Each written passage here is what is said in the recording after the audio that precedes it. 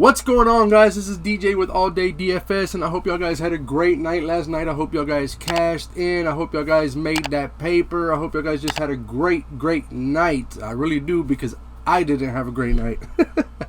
Let me know how it went for you. Let me know how it went down below. Let me know if y'all guys cashed in. Let me know if y'all, who y'all had that brought it home for y'all. Unfortunately, I think there was a lot of bums of the night last night. I seen in a few of the discords, a lot of people didn't there wasn't a lot of winners last night, put it that way.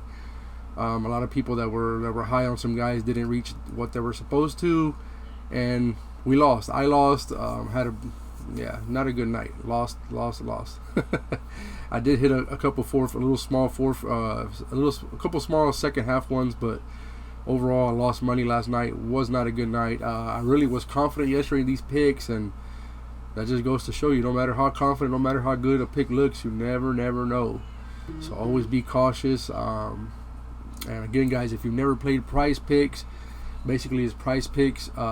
With PrizePicks is you versus the house. It's just you picking the over and the under. I think it's a lot better way to play, more fair, kind of evens the field for us. So if you haven't played before, you can go ahead and use the promo code ALLDAY. Sign up with the promo code ALLDAY, and they will match your deposit up to $100. So let's go ahead and recap from yesterday. Let's go ahead and recap it. So I had Mike Conley over 29. I think he only got like 27. He didn't get to 29. It was a weird game because it got like I think it went towards like a blowout and stuff like that, and he didn't play hardly at all that's what it was. I'm sorry. He hardly didn't play at all in the fourth quarter. The Hawks made a comeback, but he didn't play at all in the fourth. He hardly played at all. I think he only played the first couple minutes of the fourth quarter. Anyways, he didn't get us there. I think he would have got us there if he would have played more in the fourth quarter. He only needed like 2 points or something like that. So he would have got us there. So Mike Conley didn't hit. Trae Young did not hit. He only needed like 6 fantasy points in the fourth quarter or something like that. 6 to 8 fantasy points to get over. And he played a lot in the fourth quarter. He just played terribly. So Trae Young didn't hit, and a lot of people were high on Trae Young. I seen a lot of people had Trae Young, so he let a lot of us down. Okay, Rue Holiday, if you got him at 6 assists, it was a tie. So you didn't lose on that one. I took forever to make the picks. I actually, I didn't pick him till after I made the video, and by the time I got to him, he was at 5.5. Which I still felt confident. I'm like, okay, he can still, he might get 5, but he got 6. So him, just that little 0.5. And guys, this is the difference. This is the, learn from my mistake. Learn. It's a lesson. If I would have snapped him up early, I had him in a 3-pick power. My other 2 guys hit. If I would have got him at 6 assists, he would have tied. I would have won $300. So it would have not been a losing night for me. I probably would have broke even, something like that. But I got him too late. I got him at 5.5. He went over, and I lost. So, but anybody who got him at 6, it was a tie, so you didn't lose that one. I didn't really say that it was my pick. I just said for y'all to look for it. He didn't hit the 1.5 threes either, so that one was not good. Franklin Korkmox, whatever his name is, he did get us over 2.5 rebounds, and he got us there before halftime. So that one was an easy one. Look out for him in the future games if Embiid and all the people are still injured. That's a really good prop, and he even got assist. I think he got over on his assist too, so he got there on both. I didn't say nothing about his assist, but that's something to look at in the future as well. And Donovan Mitchell did go over 4.5 assists. So if you had Donovan Mitchell over 4.5 assists, he did get us there. See, I had Donovan Mitchell, Korkmox, and Rue Holiday on the 3-pick power. And if I would have got him at 6, I would have won some money there, but got there too late. So learn from my mistakes, guys. Learn from my mistakes. If you like something early, pick them early. Match them up with, try to.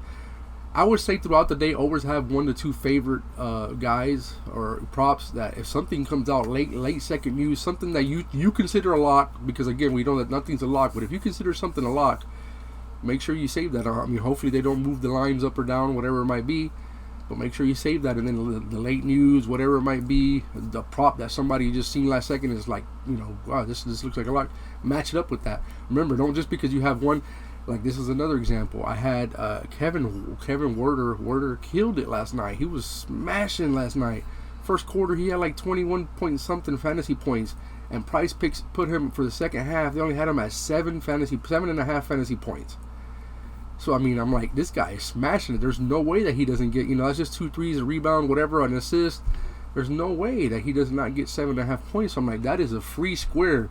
But there just wasn't. I didn't know what to match him with because, Trae Young, he was playing good, but I'm like, you never know. And as you can see, he let us down. Donovan Mitchell, I don't even think Donovan Mitchell reached the second half stat for the over. And I mean, to go under on Trae and Donovan, to go under on superstars is hard. That's always hard for me to go under on superstars, unless they're having a really bad game, unless it looks like it's going to be a blowout or something like that. I don't like to go under on superstars. So it was like, who do I match him with? And then I matched him with Jordan Clarkson. Jordan Clarkson was doing really good in the second half, and it looked like Utah was going to blow out. It looked like it was heading towards a blowout. So I said he should be blowout proof, at least play some good fourth quarter minutes because he's a reserve. And he needed 11.5 for the second half. He got in. He came in late in the third quarter, and I think he played about 7 or 8 minutes in the fourth quarter, and he didn't get us there. And that would have been another big winner for me. So just guys, learn from my mistake. Guys, also just another mistake that I made yesterday. I had a 2-pick power. I had fourth quarter Paul George and Dame Lillard going over, and I didn't throw much on it. But again, looking at it, I'm like, I think I was throwing like $20 on it or 50. I'm not sure. Looking at it, it's like, I only win 150. It's 2 players. Let me throw a third player in there so I can make more money. I know I got this. So I threw in CJ McCollum because I knew he was starting the fourth quarter. I said CJ can get us 10 points. Hopefully he's been playing bad. Hopefully he'll go off in the fourth quarter. CJ played terrible in the fourth quarter. Didn't make it. I had him for the over. He went under, and I had my other 2 guys that I had over. They went over. So I lost money just because I was greedy, just because I wanted that third player, just because I wanted to make that extra 5 times money. And that's what happens to us a lot of the times. We're just chasing the more and more money, but the more money and the odds are against us. I mean, the more players we add, the least likely we are to win. I should have just kept Leonard and George. I made a lot of money off them a couple games last year when they were playing each other because they have that rivalry or whatever, and that was just a smart pick. Somebody else picked it in Discord. Shout out to them. They won off of that, and I should have just stayed with that. So guys, I'm just sharing all this so that you can learn from my experiences. I'm always going to share with you, anything that I learn or anything that I already know, but sometimes you just get caught up in the moment and you do these mistakes again. I'm going to be sharing it with you. Like I'm a real ass dude. I'm going to tell you, like I come on here and I tell you, hey, I lost last night. I'm not like these other guys that, they're gonna show you their 2 winners and not I don't have to show you my losers. I could just tell you I lost. But I'm always gonna keep it real with you guys. I'm always gonna keep it real with you. I'm not gonna come on here and say I'm a fantasy expert. I'm a guru. I'm this. I'm that. I see that a lot, and I don't see, the stuff to back it up for a lot of people. And I'm just always going to keep it real with you. I'm going to tell you, hey, yesterday I won 400. Today, last night I lost 200. Whatever it might be, I'm going to tell you how it is. And I'm just going to keep it real with y'all. So anyways, that's enough of that. Let me get into the picks that I have for today.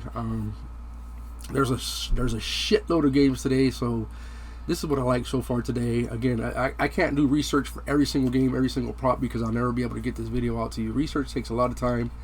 And today I'm going off I got some gut plays that I really like and I feel confident in, and I also got some ones I did the research on and everything. So the first guy that I have on the board, where are you at, boy? Bobby Portis. I like Bobby Portis over 29. There's not too much I have to say about this other than his last 2 games he's gotten over 30 minutes. He's getting the minutes, the playing time with all the injuries for the Bucks. And he's smashing. He's gone over 40 fantasy points his last 2 games. The other thing is the matchup. New York Knicks are 30th in fantasy points allowed to centers. So it's a good matchup. I don't know if you consider him the center or Giannis the center. You could say Giannis is the center, however you want to say it. But either way, it's a good matchup. He's one of the big men. He's smashing. I just think 29 is too low. All the sites that I work with and all the stuff that I have, the sheets and stuff, have him projected around anywhere from 32 all the way up to 43 points tonight. And this is just to show you what he's done his last 2 games here. 46.6 and 42.7 last 2 games. So this guy is somebody that's more, I would say more fresh. I mean, he hasn't been a starter all year. He's usually a reserve. And this is a back-to-back for the Bucks. maybe they're going to need him tonight. Maybe he'll. I could just see him getting over 29. I could see him getting 29. Plus, he's going against his old team in the Knicks. So I like everything. Everything is in our favor. I really like this pick. I like him over 29. I definitely see him being able to get at least 32, 33 or more. So give me Bobby Portis over 29 on the fantasy score. All right, so these next two picks, I got them because I just feel that these guys are gonna I just feel that they're gonna go hard, and they're the top two rookies, first and second pick. Jalen Green thought that he should be the first pick, so I just feel that these guys are gonna be able to get more than. I think let me see, when I did the research for Cade was only at 25. They already bumped Cade up to 26.5. So it might be a little bit more risky. Those fantasy scores are not high. These guys are both starters. I know that they're rookies. They've gone under a lot of times this year, but I just feel they're gonna try extra hard. I feel they're gonna be aggressive. I could see Jalen Green maybe even scoring 20 points, 20 real life points, and just getting a couple boards or assists, whatever it might be. He gets over easily. And Cade does a lot of things. He does a lot of rebounds. He gets a lot of rebounds, assists, and stuff like that. He fills up the stat sheet. I can see these guys getting. I still like it over 26.5, but it might be more risky for you. I got him at 25. So if you don't like it, don't go with this. But again, this is just based on just pure gut, pure like, hey, this is that game. Let me prove that I deserve to be the number one pick. Let me prove I'm the best rookie. Blah blah blah. Whatever you might call it. I just love I just love this spot right here for both of them. So give me Jalen Green over 24 and give me Cade over. I had him over 25. Again, I got him at 25, so I still like him over 26.5. But that's up to you. It's a little riskier now, but I like both of these guys tonight. I feel like they're gonna go hard. So give me both of these guys on the over. And next I got another prop that I'm liking a lot. Next I got Wendell Carter over on rebounds. We passed him, didn't I?